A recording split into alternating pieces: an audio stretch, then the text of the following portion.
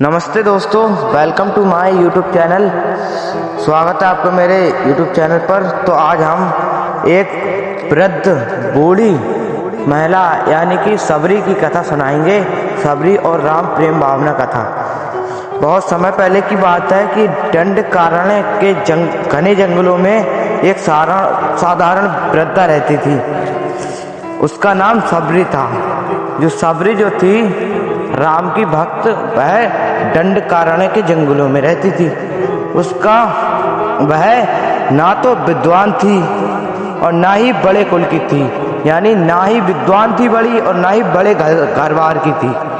लेकिन उसके हृदय में प्रभु श्री राम के प्रति अपार भक्ति थी। लेकिन उसके हृदय में, मन में प्रभु श्री राम के लिए प्रेम भावना या उनके लिए आदर था।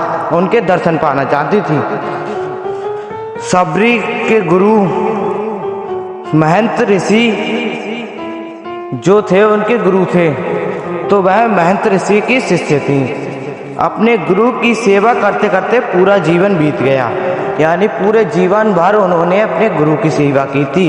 जो महंत ऋषि गुरु थे, उनके पूरे जीवन उनने उनकी सेवा की और उनका बुढ़ापा वाला दिन आ गया।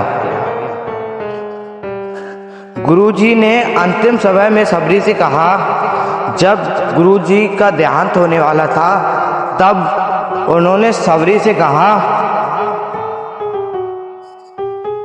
बेटा, एक दिन स्वयं प्रभु श्री राम तुम्हारे आश्रम आएंगे। या उन्होंने एक वरदान दिया कि प्रभु श्री राम आपके आश्रम जरूर आएंगे। उसी दिन तुम्हारे जीवन की तमन्ना पूरी हो जाएगी, यानी कि तुम्हारा जीवन सफल हो जाएगा। उस दिन से हर सुबह सबरी उठकर आश्रम की सफाई करती, रास्तों के कांटे हटाती, प्रतिदिन प्रभु श्री राम की प्रतीक्षा करती, रास्ते में फूल बिछाती, वह उनके स्वागत के लिए पूरी तैयारियां करती थी। शरीर बूढ़ा हो गया था, लेकिन उसकी भक्ति और विश्वास कभी कम नहीं हुआ। उसे लगता था कि राम जरूर आएंगे, एक दिन उसकी जीवन की तमन्ना जरूर पूरी होगी। गुरु का आशीर्वाद था, इसलिए वह उस वचन पर अटल रही। एक दिन जब प्रभु श्री राम वनवास के दौरान लक्ष्मण जी के साथ दंडकारण्य जंगल में पहुंचे। जो लक्ष्मण जी और राम जी घूमते घूमते दंडकारण्य के जंगलों में पहुंचे, तो उन्होंने देखा कि जंगल में एक छोटा सा आश्रम है, यानी दंडकारण्य के जंगल में एक छोटा सा मकान है या कुटिया है। तो वह जो सबरी की थी, वह उन्हें दिख गई, जो बहुत स्वच्छ थी और शांत थी, जिसके आसपास शांति थी और वह बहुत सुंदर थी, स्वच्छ थी।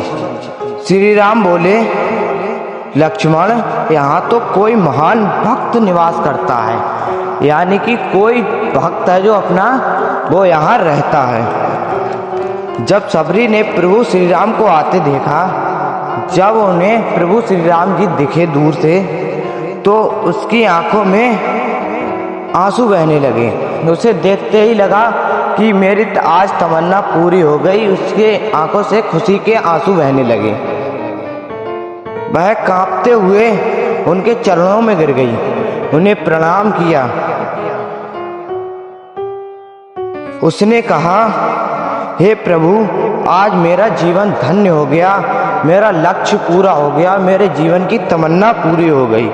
सबरी के पास राजसी भोजन नहीं था, उसके पास राजाओं के अनुसार या बड़े बड़े लोगों के अनुसार उसके पास भोजन नहीं था।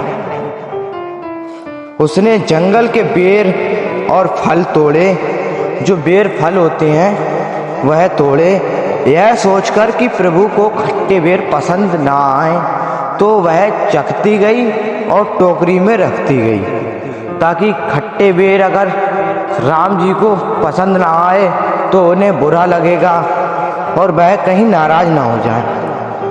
वह मीठा बेर टोकरी में रखती और खट्टा बेर फेंक देती, वह खुद खा लेती। यह सोचकर कि मैं अपने प्रभु श्री राम के लिए मीठे और ताजे बेर खिलाऊंगी। जब उसने बेर श्री राम प्रभु के लिए दिए व उनके आगे अर्पित किए तो लक्ष्मण जी को अच्छा नहीं लगा।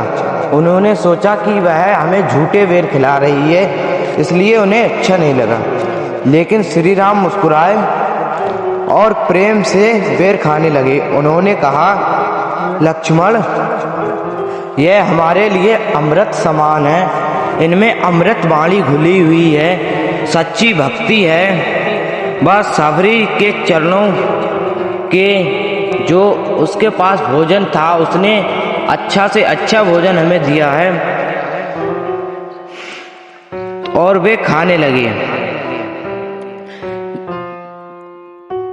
श्री राम ने सबरी को भक्ति का सच्चा फल दिया, अपने दर्शन दिए। सबरी ने प्रभु के चरणों में अपने प्राण त्याग दिए और मोक्ष को प्राप्त हो गई।